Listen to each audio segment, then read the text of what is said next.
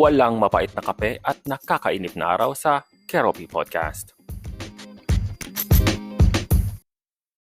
Story time. I went to Israel to spend Christmas alone last December. It's supposed to be at December 21. A week before that, I booked my flight, priced around 19,000. Started lining up in the immigration at around 7:30 or before 8.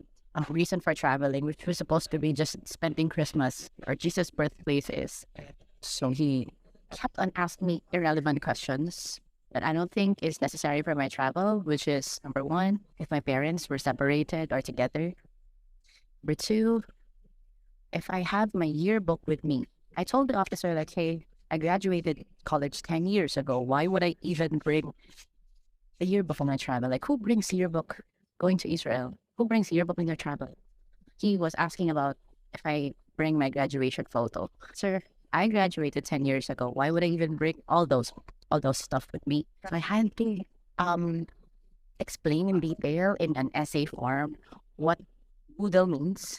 So, and the airport ground staff keep going back to his office and asking that I needed to go to the boarding gate because it's my final call and I missed my flight. I think anyone's accountable here. I haven't ate for the next 24 hours because I was too stressed. I booked another flight for the next day.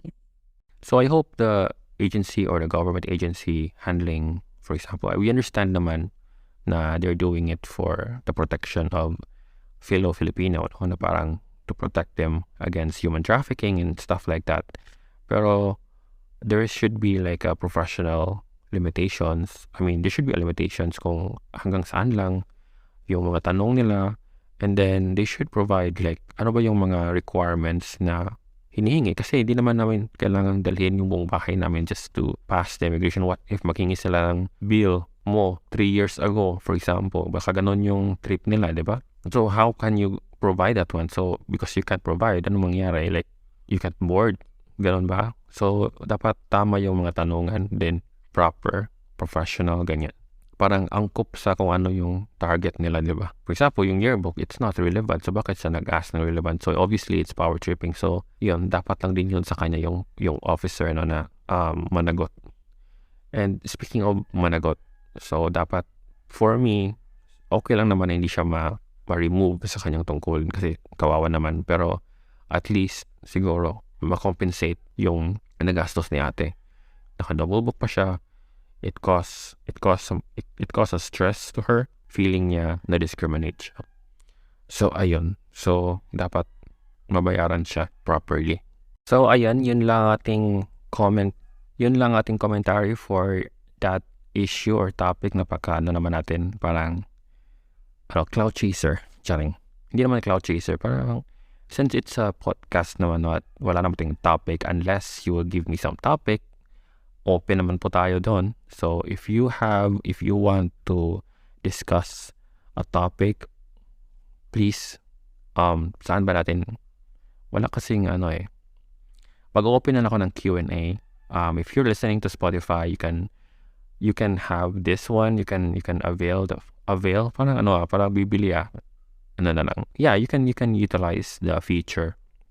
If you're in Spotify platform, you're listening via Spotify, I will open the Q&A feature, and then so that you can put your comments or your suggestions kung anumang topic ang gusto nyong i-discuss natin sa susunod na mga podcast episodes, and of course kung ano yung insight nyo or comment niyo sa topic natin sa ngayon, no?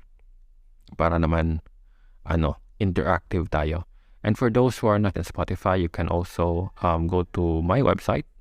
I will also put the link in the description so that you can put also your comments right there. Kasi I don't believe na other platforms will have a comment section. Ito na lang sa website ko. So if you want to comment down or if you want to suggest any topics, open naman po tayo doon. So, ganun. So, comment down or message me. Doon sa website ko, mayroon namang contact page. So you can actually go there and then type in whatever your topic or whatever hinanakit sa buhay, or kung may hinanakit ka man sa akin, ilagay nyo doon at submit. and send it and mababasa ko yun. So, okay. So, for now, yan muna ang ating episode. So, thank you for listening. Ako po si Kerupi, and you're listening to Kerupi Cafe or to my podcast. Again, bye-bye.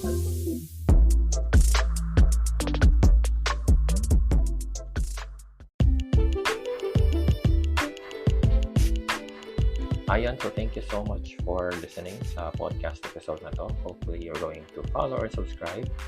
I will be posting mostly my podcast every Thursday and Sunday.